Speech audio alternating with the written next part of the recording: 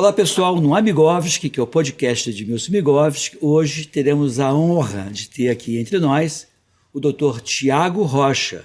Ele é angiologista, com especialidade nessa área, meu angiologista, não que eu tenha varícia, aí você vai entender depois como é que ele atua, né, cuidando de mim. E o papo é um papo bem legal, porque a gente vai discutir sobre a origem das varizes, por exemplo, se salto alto, método contraceptivo, o que predispõe e os métodos atuais de tratamento. Tem muita coisa nova, você não perde para esperar. Fique aqui, fique bem, fique com a gente.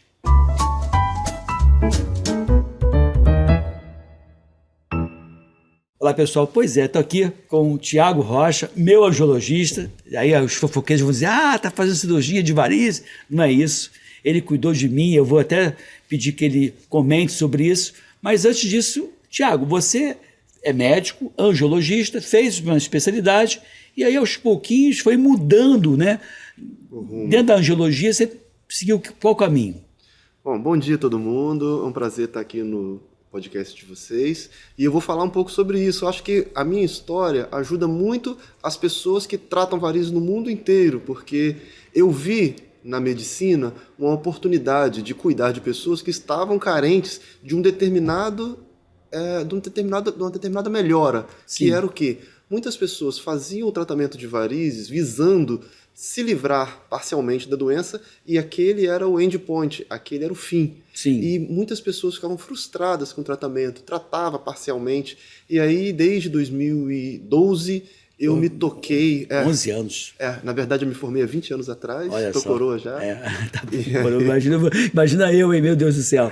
Eu me formei há 20 anos, mas a mudança foi em 2012, quando eu percebi que uma paciente, 3 meses depois de eu ter tratado, não estava satisfeito o quanto que eu queria que ela tivesse. Uhum. E aquilo também me frustrou. E eu passei a procurar saídas para isso e hoje em dia é dessas saídas que a gente vai falar. E aí você hoje, existe essa questão tradicional, eu lembro que eu tinha uma prima, até muito bonita, morreu, era mais velha que eu, bonita, aquela morena bonita, e ela fez uma cirurgia, saiu cortando toda a perna dela, que ela tinha uma predisposição familiar, tinha tido apenas um filho, mas ela saiu cortando e ficou com a perna elevada um tempão, ficou fora, ela era professora, uma professora muito dedicada.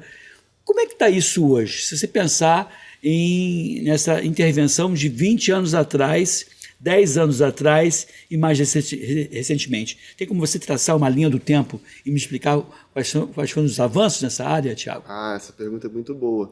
Na verdade, na década de 80 começou a surgir a presença do ecodoppler nas clínicas para fazer o exame. Sim. Então, antes disso, todas as cirurgias eram operadas às cegas, ou seja, as veias que você via, você curava. Porém, você podia estar tirando as folhas da floresta e a raiz toda está debaixo da pele, porque o olho não enxergava. Isso. Com o advento do ecodoppler, isso melhorou, porque antes era um exame muito complexo, o ecodoppler melhorou, e aí ao longo dos anos isso foi melhorando. Hoje em dia na nossa clínica, desde 2010 talvez, a gente já tem o Doppler dentro da clínica. É engraçado, assim, quando você fala da minha época de graduação, acho que você também teve isso, diz assim, a clínica é soberana, mas não quando se trata de cirurgia ou intervenção da cirurgia vascular, porque tem que ter, além da clínica, o ecodoppler. Tem, é incrível, mas a gente chama atenção de que muitas vezes a pessoa acha que a perna está muito boa, porém tem sintomas. E quando você vai fazer uma pletismografia ou um exame mais complexo... Como é que é o nome do exame? O exame de pletismografia como é que é isso? É um exame que calcula quanto sangue está inflamado na perna. Quem tem varizes, esse é interessante, é um exame novo lá da clínica, mas ele é disponibilizado para os pacientes que necessitam e ele faz parte da consulta. Alguns pacientes só que vão realizar. Esse exame a gente faz um teste com a perna e vê quanto sangue fica parado dentro dessa perna. A diferença é o seguinte, uma pessoa muito sedentária, que está com muitas varizes, imediatamente ela mexe as pernas, o sangue não consegue subir e volta todo para a varize. Entendi. Uma pessoa que é um atleta, uma jogadora de futebol, quando ela faz esse movimento, zera o sangue na perna, o sangue venoso, Sim. E depois ele vai enchendo novamente. Então essa diferença a gente consegue calcular e isso ajudou a gente a classificar as pernas das pessoas. Sim. Mas o mais importante E aí, dependendo do resultado, você acaba fazendo uma intervenção ou outra? Muitas vezes, uma pessoa que tem uma pletismografia ruim, mesmo que ela não tenha nada aparente, você vai fazer um ecodoppler e encontra um refluxo de safena, varizes, que a gente chama de varizes internas, perfurantes insuficientes. Então você hoje não enxerga uma prática médica sem esse ampletismo que chama? Não, é pletismografia. Pletismografia? Pletismografia. Que aí vê a questão do fluxo e da retenção e do retorno. Isso é imprescindível. Fundamental, mas eu acho que o mais fundamental mesmo é o médico se dedicar. Aqui entre nós, a grande diferença, eu posso falar por mim, mas isso ajuda também a gente a compreender a história da vascular, que eu atendi muito tempo pelo convênio. Sim. E cheguei ao cúmulo de atender um número grande de consultas que eu não vou mencionar aqui, mas todo mundo conhece. Um belo dia, quando eu passei a atender uma pessoa de cada vez e solucionar aquela pessoa para depois passar para a próxima, no meu caso ajudou, porque eu posso fazer o exame de Doppler na hora, sou eu mesmo que faço, porque eu trabalhei para os convênios, hoje em dia eu faço. Fazer a pletismografia, passar o Venviewer, que é aquele aparelho verde que você eu fui viu. Lá. Aliás, eu estive no consultório dele um tempo atrás, já que você pode estar curioso para saber a questão se foi variz ou não, mas eu tinha aqui um hemangioma pequenininho aqui, que eu achava que era porque eu usava óculos muito tempo e era a compressão do óculos. E aí ele saiu catando no meu corpo e aplicando o laser e acabando com aqueles pontos vermelhos que a gente chama de hemangioma rubínico, ou uma outra palavra que eu não gosto, que é o tal do hemangioma senil. Né? E aí ele catou, e eu lembro que meu pai também tinha, ele fez de um jeito diferente. O jeito que eu fiz com você foi muito melhor, muito mais confortável. E foi numa consulta no consultório dele. Então, assim, ele é meu médico e meu amigo também por isso, e eu vou precisar voltar lá, mas eu volto lá para... A gente está gravando esse podcast no início de agosto de 2023, e ele já me adiantou que até final de outubro de 2023 vai estar ampliado o serviço dele, com um espaço melhor, e eu vou voltar lá para poder visitar o meu amigo, tomar um café com ele e me tratar de novo. Mas é isso. Esse hemangioma rubi, ele é um grupinho de vasos. Então imagina um laser que é muito específico para o vaso, encontrar um grupinho de vasos fora da pele. Então é muito simples. Antigamente as soluções foram várias. Foram cauterização com eletrodo, foi cirurgia de retirada, que era horrível, que ficava uma cicatriz pior. Hoje em dia, quando cai a casca, a gente ousa dizer que a pele fica absolutamente igual que não tivesse nada. É verdade. Eu sou testemunha disso. A primeira coisa que eu vi, eu bati o olho no seu hemangioma, ele já não está ali mais. É verdade, você tirou, e não tem saudade dele não. Deixa ele no passado.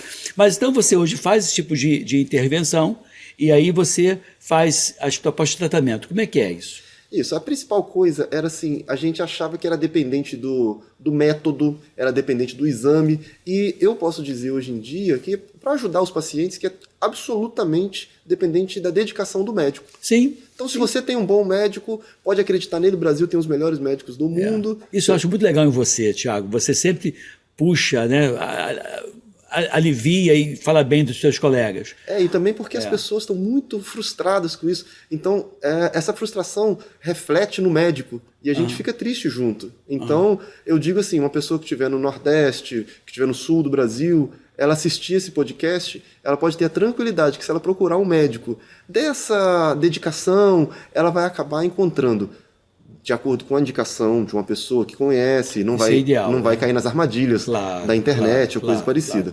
Mas assim, se você for no médico que você confia, indicado por um outro médico ou por um colega, você vai encontrar uma solução diferente para o que a gente fazia. Você teve, eu lembro que quando eu tive com você, tem acho que 1 ano mais ou menos que eu tive com você. Acho que tem mais. É mais. Eu tive com você e você disse assim, eu estou fazendo uma outra coisa, além de atender os pacientes, eu comecei a passar minha experiência para colegas médicos. Então você fazia uma mentoria para alguns colegas médicos e colegas de outros estados. Foi muito legal. Você não está fazendo mais isso? Eu faço uma vez por ano, eu só abro a vaga para os colegas. Quem quiser, colega médico que quiser vir ao Rio aprender, eu abro uma vaga bem específica para dividir com as pessoas uma medicina do bem. Tá. E é muito bacana porque os colegas que fizeram estão com resultados excelentes. Então você tem aí uma rede inclusive, de colegas. Você chega a ter um por estado ou ainda não? Não, ainda não. O Brasil, 26 estados, mas é muito comum que a região sudeste venha mais colegas para o Rio para aprender e, obviamente, também só abre uma vaga e tem uma logística complexa. Mas o que a gente faz lá é o que existe é o que a gente tenta, né, descobrir o que existe no mundo. Acabei de chegar do Congresso de Nova York. Sim, você me falou. E a gente tenta descobrir no mundo o que existe, o que pode estar melhorando, nem que seja um pequeno milímetro. Sim, você vai no detalhe. Isso, porque o que acontece com as varizes é que, imagina uma pessoa que tem varizes, ela está num pé de jabuticaba, não sei quem já viu uma jabuticaba, um pé de jabuticaba cheio de jabuticaba é a coisa mais linda. Com 1000 jabuticabas, quando você tirar as 1000 jabuticabas e sobrarem 27, a paciente que terminou de tratar as varizes, ela fala, aquelas 27 varizes é que me matam, não lembra das 100. Então, assim, o tratamento estético é uma nova face e a gente tem que encarar com uma coisa positiva e é uma nova face que a gente vai aprender a lidar tanto com as expectativas quanto com os resultados do tratamento. E você chega a ter simulação de antes e depois, antes da intervenção, ou você não consegue fazer isso? Porque eu estava conversando com um amigo meu que é cirurgião plástico, eu falei assim, você tem alguma, antes sem o peito e com o peito, você até não tem isso com tanta fidedignidade, e outra coisa, nunca vai ficar muito igual, então eu prefiro falar, explicar e que a pessoa viva a experiência de quem já teve essa experiência e veja o antes e depois real. Existe essa ferramenta em você ou também não é possível? Existe. Para falar sobre o antes e depois, a gente precisa explicar que ele é proibido pelo CFM para ser mostrado em internet, para ser mostrado em grupos de WhatsApp. Então isso daí é vedado ao médico, é proibido mostrar. O CFM proíbe, mas o Conselho Federal de Odontologia não, né? De odontologia não. Isso é importante. Você concorda com essa resolução do antes e depois? Vou falar do fundo do coração. Aqui a gente está falando para pessoas que vão assistir no Brasil inteiro. Eu sou contra antes e depois como médico. Por quê? Porque eu tenho resultados maravilhosos. Um outro colega pode roubar meu resultado e colar no Instagram dele, por exemplo. Ah, não, por isso. Por isso. E porque também existem manipulações de Photoshop, coisas tecnológicas que a gente não consegue administrar e que aquilo poderia enganar um cliente achando que o melhor é o da internet e não da indicação. Então, o que te incomoda não é nem o resultado antes e depois, é o uso desse material por médicos não éticos que vão ou manipular isso no Photoshop ou vão roubar os teus resultados, dando uma mudada na roupa da pessoa. Eu vou dar um último argumento também, que é um médico que às vezes usa o melhor caso dele com 300 casos ruins, e ele usa o melhor caso dele para vender tratamento, vender assim, a imagem dele, o conceito dele, que é frustrante. Ele não, muitas vezes, é uma clínica que não tem nenhum nome a zelar. Entendi. E esse médico pode arriscar tudo, inclusive pegar de outra pessoa, ou talvez o melhor resultado dele, ele postar sem contar milhares de complicações que ele teve e de repente nem soube resolver. Entendi. Então, é uma opinião dura, né? Não, mas eu concordo com você. Eu acho assim, eu sou médico também, mas não faço as coisas antes e depois. Não existe por que fazer em pediatria, infectologia. E em pediatria, eu posso fazer antes e depois, as mães vão adorar sempre os seus filhos, porque a mãe sempre acha o filho bonito. Eu lembro uma vez que estava falando com minha mãe, falei, mãe, não dá para ser uma dificuldade. Minha mãe, meu filho, você é um homem tão bonito. Eu falei, mãe, opinião de mãe não conta, eu sou pediatra, toda mãe acha o filho bonito, né? E ela, não, meu filho, mas essas coisas interessantes. Eu queria que você falasse para mim que tipo de coisas que eu tenho que avaliar, digamos que eu fosse uma pessoa leiga e que vou buscar um atendimento com você ou com outro profissional da sua área. Quais são os pré-requisitos que qualquer pessoa poderia perceber como critério de aceitar ou recusar esse profissional? O que eu tenho que ver, por exemplo? Bom, vou dar uma opinião. Eu acho que um médico que você confia te indicar um outro médico... Isso é um bom sinal. É um bom sinal. Talvez seja dos melhores, né? Dos melhores.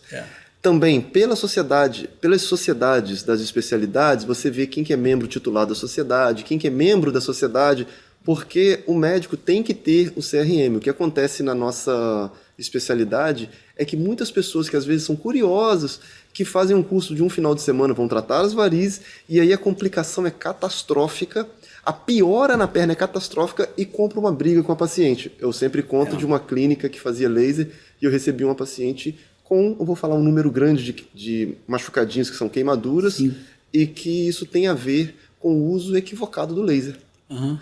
O laser é uma arma, nem é necessariamente a mais importante, porém, com o seu mau uso, pode trazer malefícios para a perna da paciente que serão eternos. Poxa vida.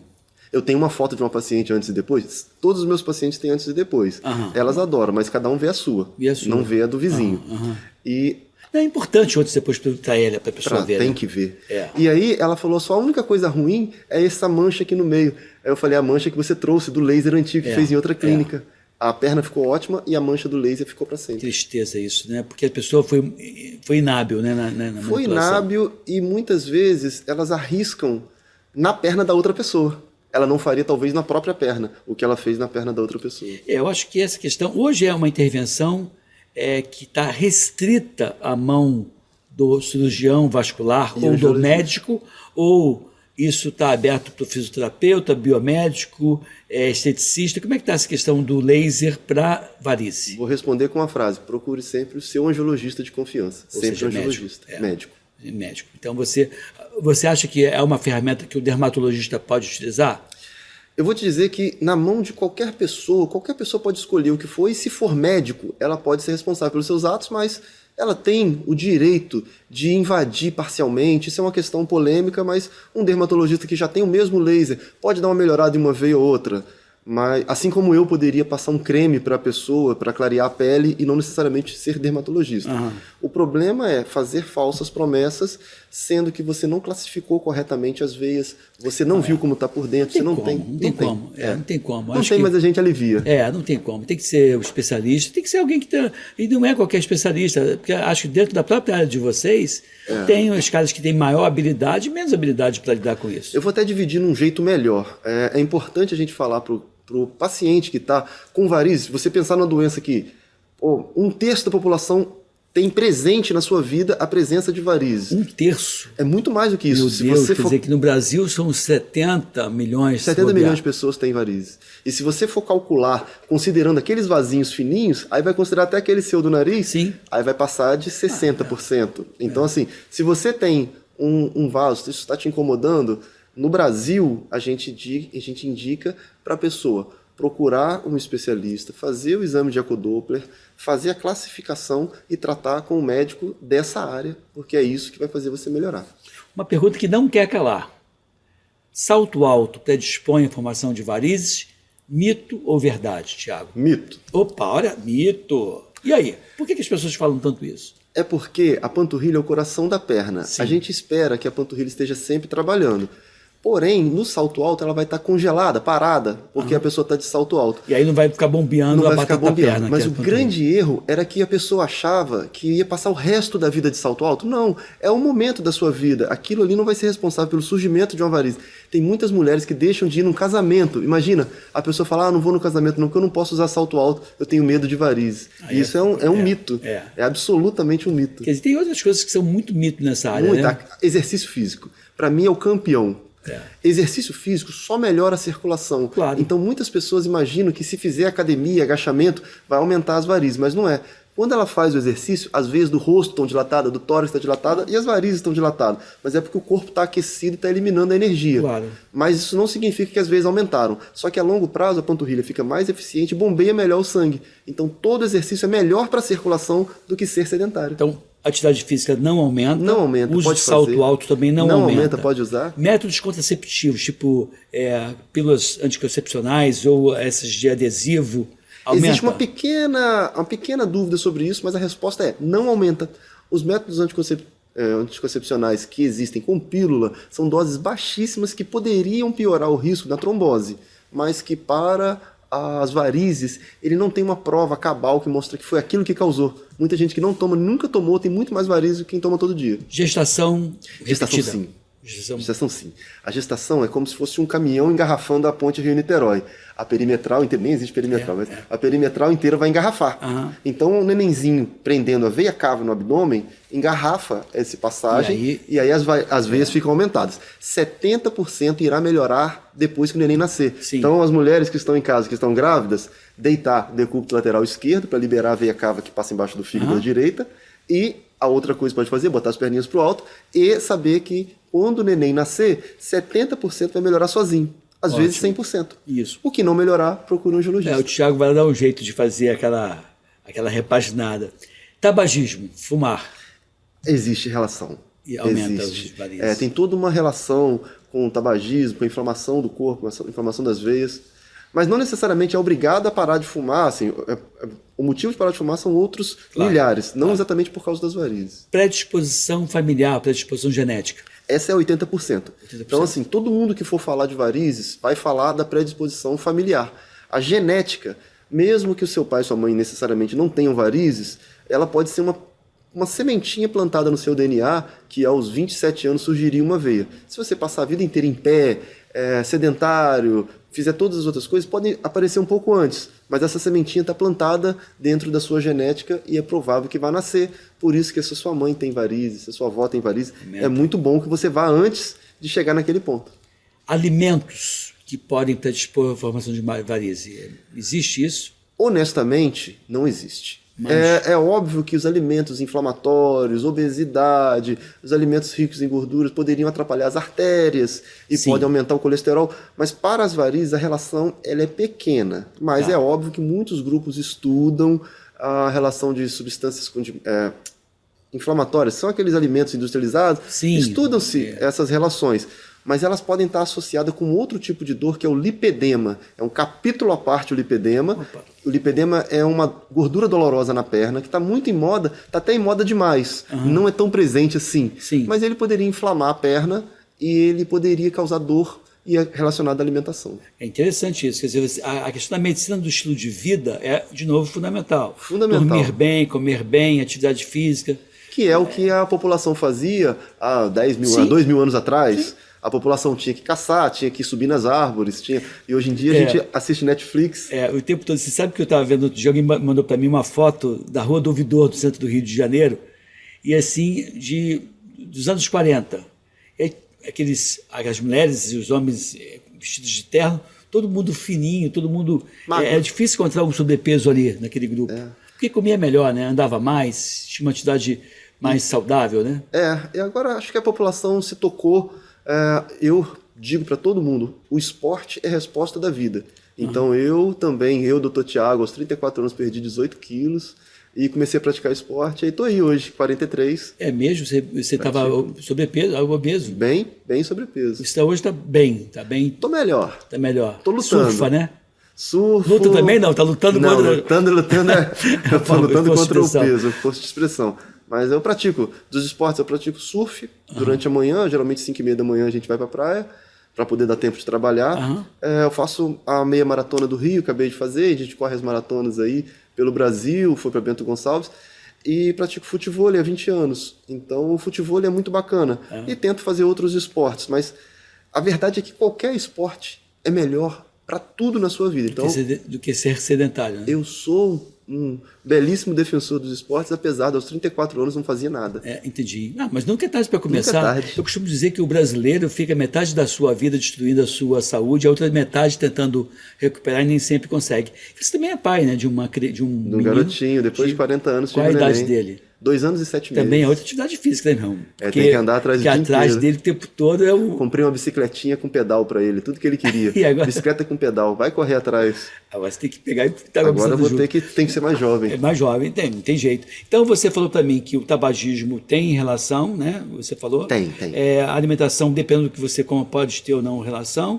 E tem alimentos protetores? As pessoas falam, não, porque castanha, oleaginosas, isso eu vou falar tem alguma comprovação? Superficialmente, existe a castanha da Índia, os derivados da uva e da castanha formam as principais medicações relacionadas a varizes e elas desinflamam a perna.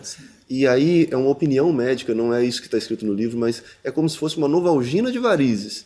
Ela melhora os sintomas, mas ela não garante que vai nem prevenir, nem parar de crescer. Entendi. Mas hoje não tem nenhuma ferramenta medicamentosa que ajude nessa questão, ou tem? Nenhuma. Absolutamente nenhuma. Nunca conseguiu se provar que nenhum remédio trouxe benefício para prevenir varizes. Aí eu posso dizer, na minha opinião como médico, que o que previne varizes é o esporte. Não, eu acho que você está coberto de razão. Mas como o esporte não vende medicamento, acaba que ninguém não ganha. Você vê que a medicina do estilo de vida, que visa a promoção de saúde e prevenção de enfermidades, ela foi defendida em Harvard em 2004. Nós estamos em 2023.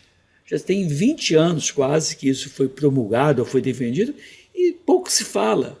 Porque assim, os congressos não se voltam para aquilo que não vem de medicamento, porque quem apoia um congresso médico, em geral, é a indústria farmacêutica, né? Ou a indústria de equipamentos.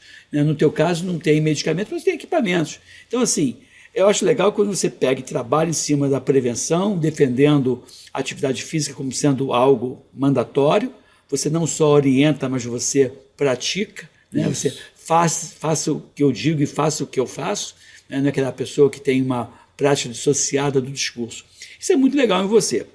Então, hoje, o que você tem de mais moderno na tua clínica hoje? Assim, ou, não digo na tua clínica, tá, tem na tua clínica porque eu sei que você está super atualizado, mas o que hoje você tem de mais moderno para oferecer em termos de tratamento de pacientes que venham se queixar de varize?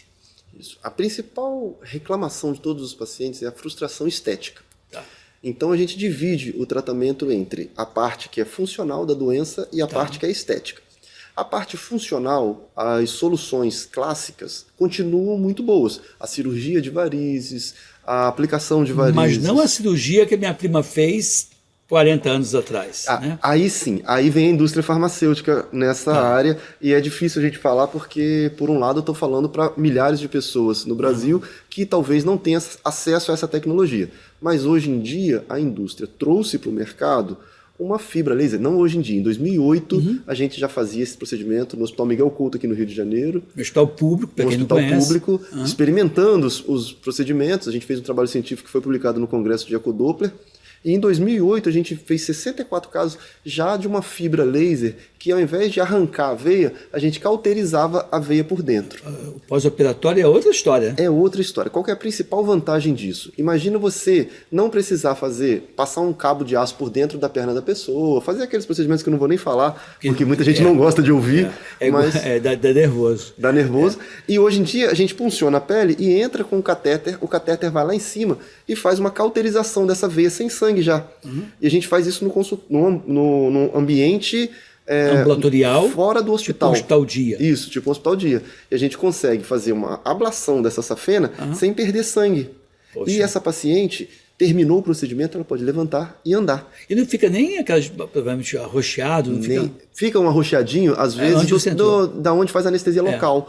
Mas a paciente fica assim, em uma semana ela não tem nenhuma sequela, levanta e pode andar, pode praticar as atividades dela. Geralmente desculpa, que você falou assim, em uma semana de repouso, ela fica? Como é que é? Em uma semana ela pode fazer atividade física, geral. Quer dizer, ela sai do consultório andando, vai trabalhar. Vai trabalhar. Quer dizer, vai trabalhar, não perde nada, e depois de uma semana está apta a voltar à atividade totalmente normal. Nos últimos anos, essa mesma fibra começou a servir não só para veia safena, mas essa mesma fibra, e desde a última vez que você foi, isso já evoluiu. Um ano e meio, mais ou menos, que isso já evoluiu. A fibra cauteriza as veias menores.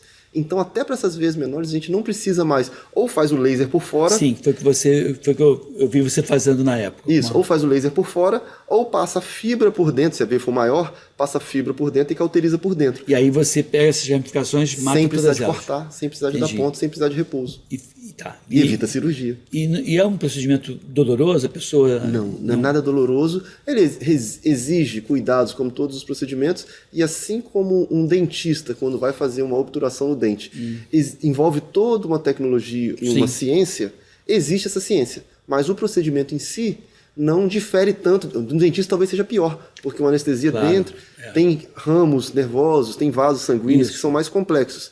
Tratar essa veia hoje em dia está se tornando menos complexo.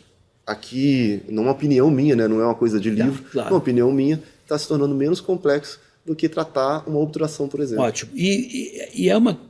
desde que você faça em mãos habilidosas. Essa intervenção da pessoa chegar no teu consultório e você detectar, você fez uma consulta, fez uma avaliação, fez todo o histórico, e aí você faz o plano terapêutico para esse paciente. E esse plano terapêutico é já nessa mesma consulta? Ou a pessoa programa e faz... como tinha antigamente, aquelas sessões que tinha antigamente. Existe isso ainda? Existe. E os médicos trabalham de maneiras diferentes.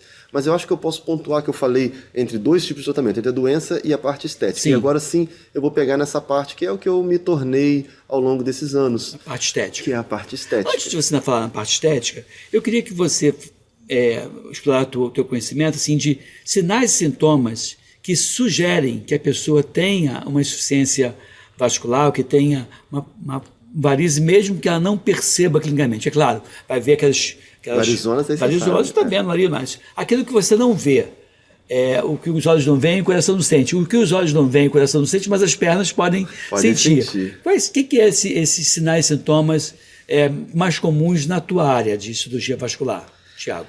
Acho que eu vou dar um exemplo, assim, uma pessoa que vai na igreja.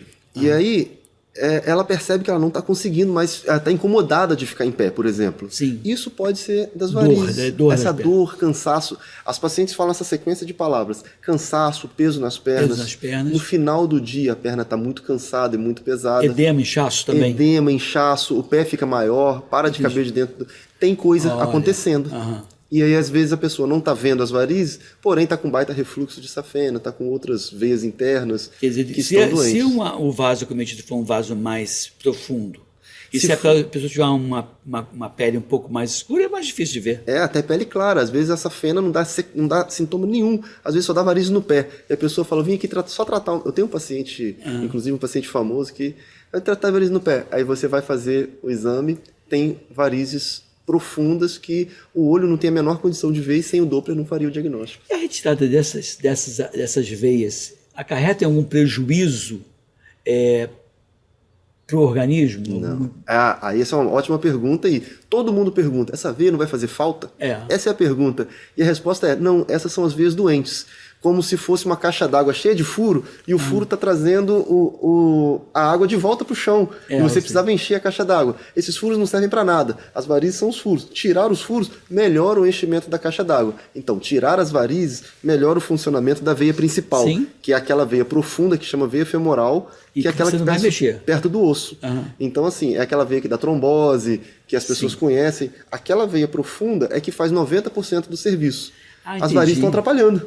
Entendi. Então, embora você possa ter algum prejuízo causando sinais e sintomas, tipo dor, edema, a retirada dessas varizes doentes, desses vasos doentes, não acarreta prejuízo, melhora a dor e melhora os sintomas. Que nem maçã podre dentro de um saco de maçã. Tem que tirar as podres. Eu entendi, porque, na verdade,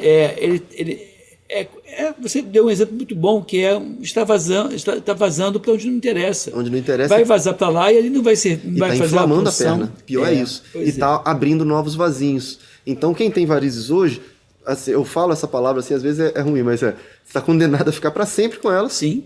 E está condenado a piorar. Ela não vai melhorar. Por isso que a intervenção é fundamental. É frustrante. Então, esse caso, como previne varizes? Trata elas antes delas piorarem. Então, quer dizer, na verdade, essa intervenção que você faz, mesmo quando não tem as varizes aparentes, ela é fundamental para evitar que surjam novos vasos doentes, melhore os sinais e sintomas do paciente. Então, acho que a mensagem desse bloco, está quase acabando, é essa, que a retirada desses vasos, embora Deus tenha criado, nesse caso, o fato de estar doente não justifica a sua permanência. Muito pelo contrário. O fato de eles estarem doentes estão atrapalhando, e retirá-los vai melhorar a função da veia profunda. Certo.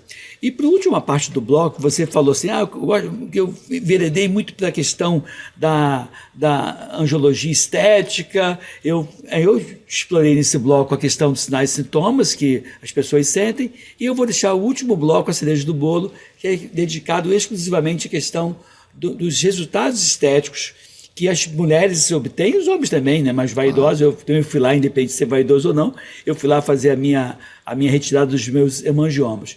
Estou aqui com o Tiago Rocha, que é um cirurgião vascular, trabalha muito nessa parte de angiologia estética, é o meu médico. Até queria que você desse teus contatos, Tiago. É Tiago com TH ou Tiago? Isso. Eu acho que pelo Instagram é mais fácil. Doutor Tiago Azevedo Rocha com TH.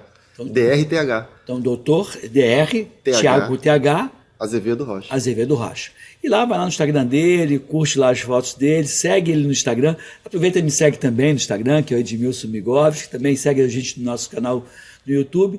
E esse último bloco a gente vai dedicar à questão da angiologia estética. Eu não conheço outros especialistas que venham se dedicando tanto à parte estética da angiologia como você, Tiago. Assim, então, você é a minha referência no assunto. Você não precisa falar nada.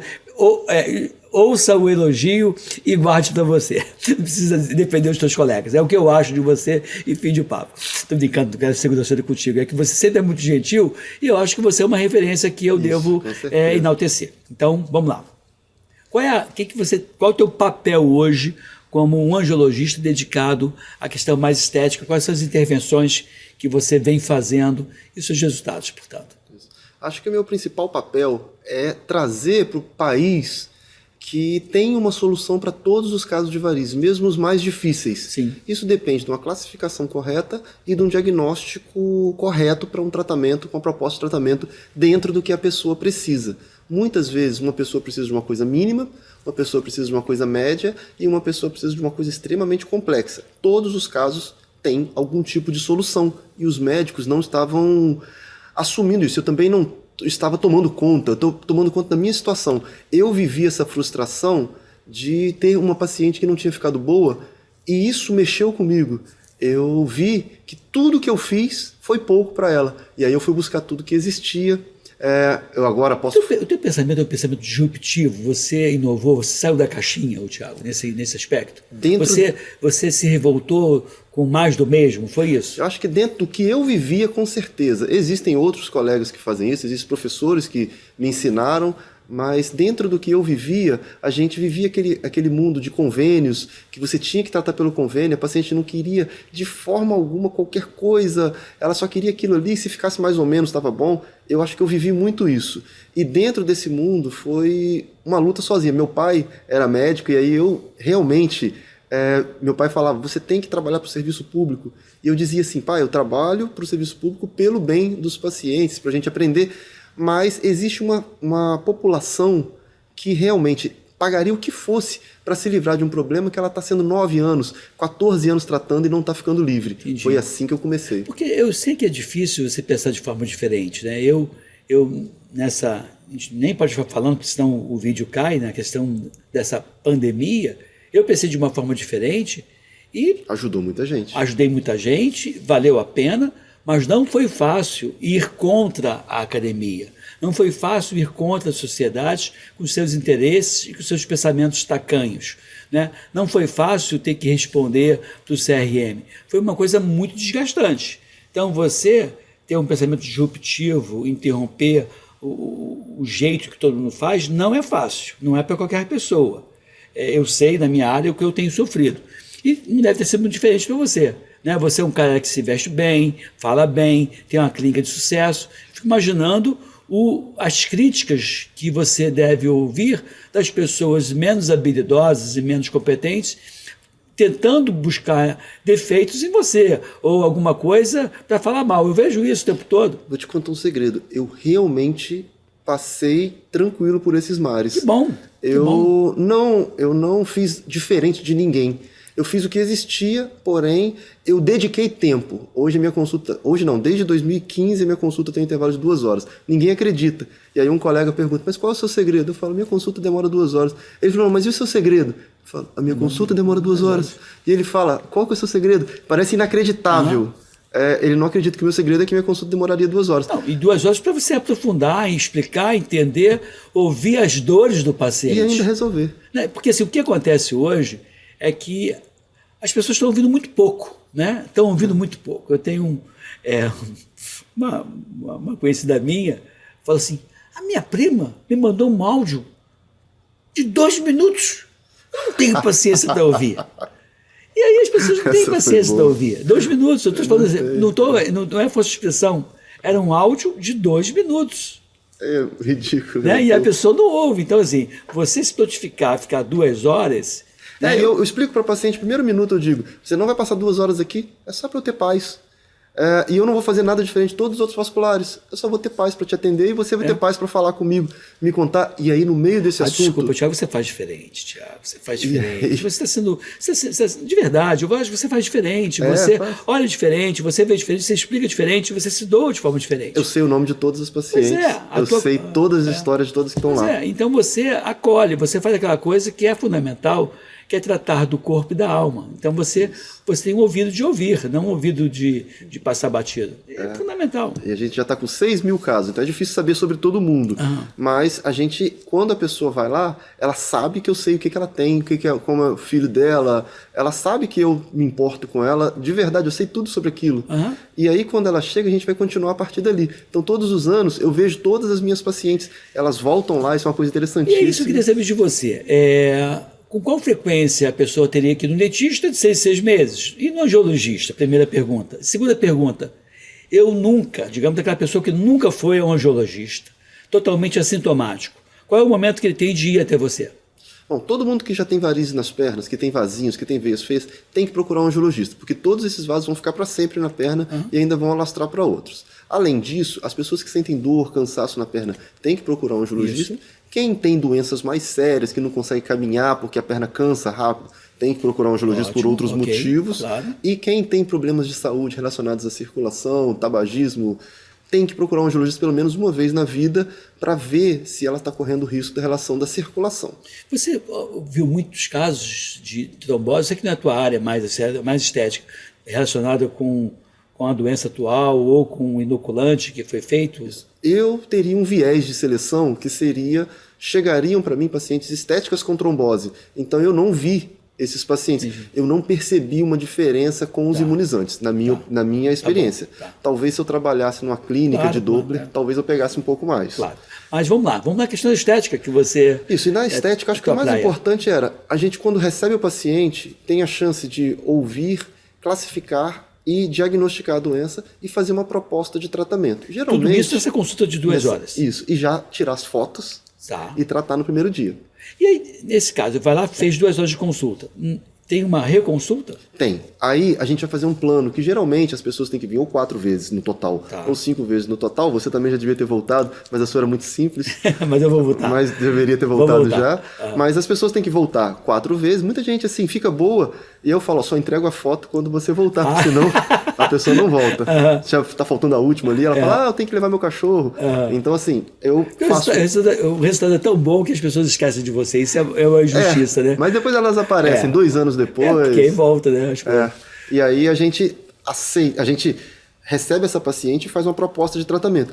A proposta de tratamento é onde eu vou assumir que eu vou fazer por ela o melhor que existe dentro da medicina. E nessas reconsultas também são 2 horas? Não, aí nem não, tanto. Aí é 1 hora cada uma. Porque você já conversou e já vai direto no assunto. E é bom, essa 1 hora, eu tenho paz para atender, a pessoa fica feliz, eu também tenho... Isso é uma metodologia própria minha, mas cada médico escolhe de um jeito, ninguém vai precisar ficar a partir de hoje 1 hora para todas as consultas, ou 2 horas.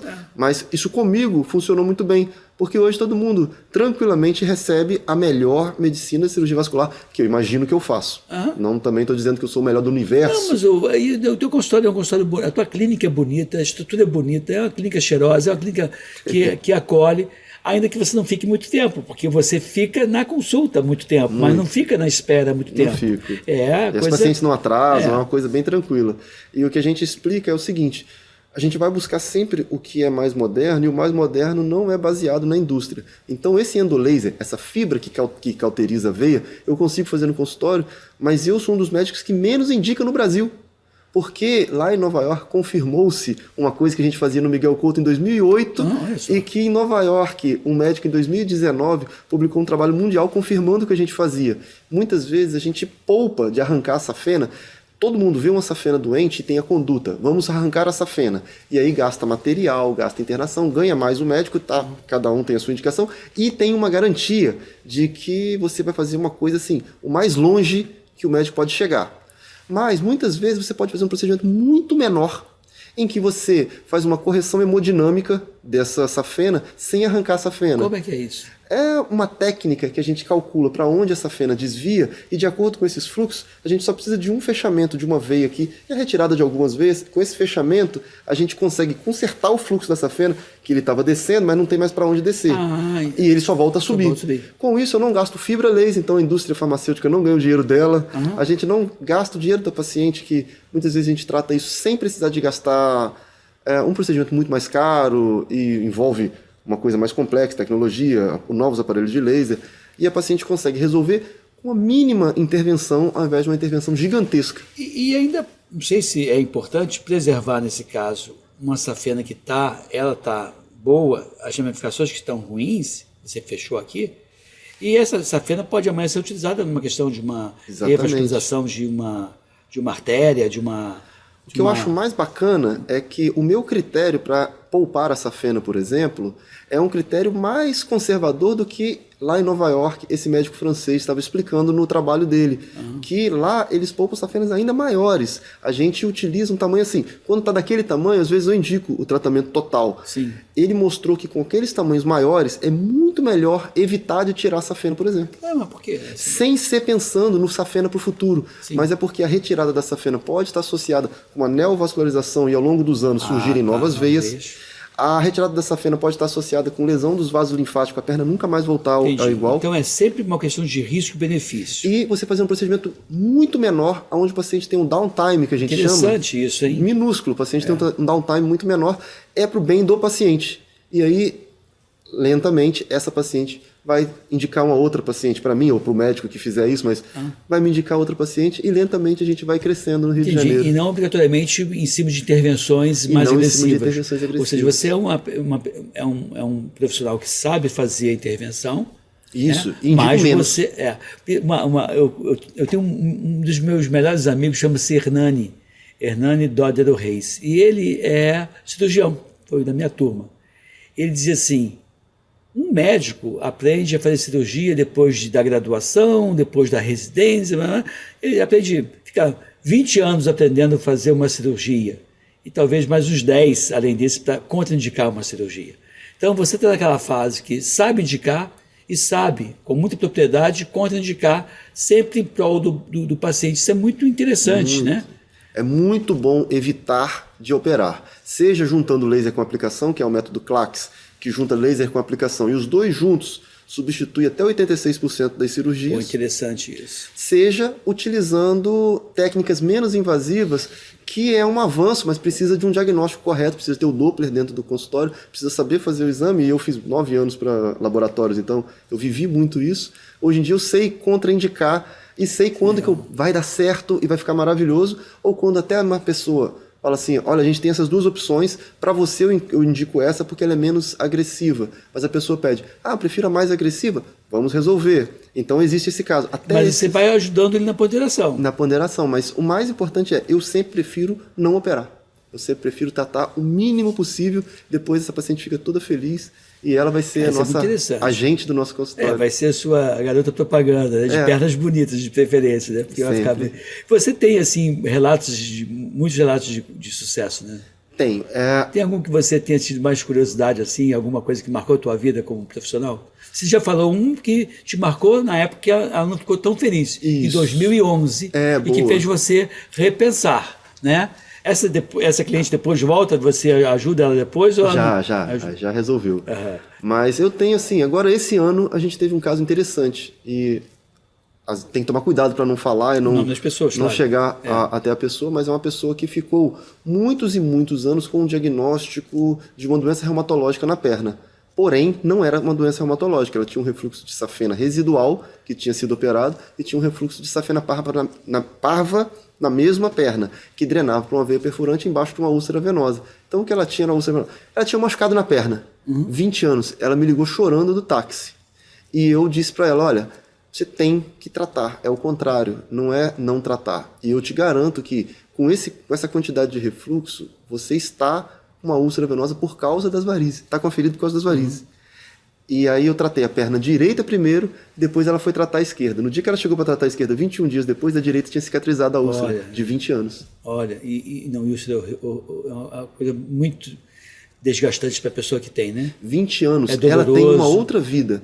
Isso estraga. Um mês de úlcera venosa estraga para sempre a sua vida. Ela não podia entrar na piscina com a netinha, porque ela é proibida, que ela tinha uma ferida na perna. Isso é horrível. Então, assim, ela falou: a primeira coisa que eu vou fazer é entrar na piscina. Não cheguei nem a tratar outra perna, ela já estava boa para entrar. Isso é muito legal. Então, assim, legal. Você mudou a vida da pessoa. E tem muitas histórias simples, mas que a pessoa fica livre daqueles vasos. Ela fala: doutor, tem um caso engraçado que a paciente falou: estou casada há 8 anos e é possível que o marido nunca tenha visto de bobeira a minha perna. Ele já viu, mas nunca viu assim. Incrível, né? E ela segurava. Porque não gosta de mostrar. Você acredita? Anda de calça jeans todo dia. Olha só, coitado. Eu fico impressionado. De vez em quando a gente abre a caixinha do Instagram e as pessoas escrevem as perguntas. Eu pergunto assim, já deixou de fazer alguma coisa? 100 pessoas responderam, já deixei de viajar, já deixei de ir pra praia.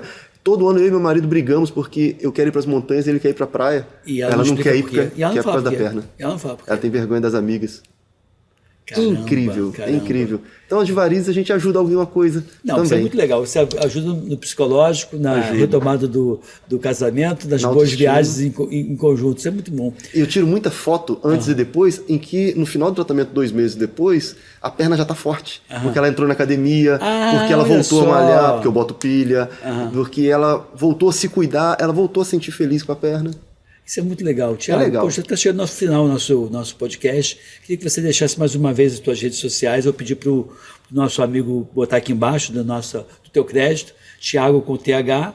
É Dr. Thiago, DRTH. Dr. Thiago Azevedo Rocha. Tudo junto, sem ponto, sem nada, que é o teu Instagram, que chega até você. Então ali você pode mandar um direct para você mesmo que está respondendo. Isso. E o teu consultório fica no Le Monde. Fica aqui na Barra, no Le Monde. E tem o do Leblon, que eu divido com um colega dermatologista super famoso lá, que vocês conhecem. Isso, e você também faz esse curso uma vez por ano para um colega médico. Estou esperando a clínica inaugurar, que eu vou abrir de novo. Abre agora em outubro a nova clínica, novo espaço, e eu vou lá te visitar, vou lá para cuidar de mim e vou fazer um vídeo lá com você. Pode ser? Vai ser um orgulho. Então tá bom. Fechado. Gente, olha, espero que vocês tenham gostado desse vídeo, que vocês compartilhem aqui nosso canal, que vocês se inscrevam no nosso canal. Também vai lá no Instagram do Thiago Rocha, porque é legal. Informações de qualidade, sim, servem para promover saúde, bem-estar e salvar vidas. Fique aqui, fique bem, fique com a gente.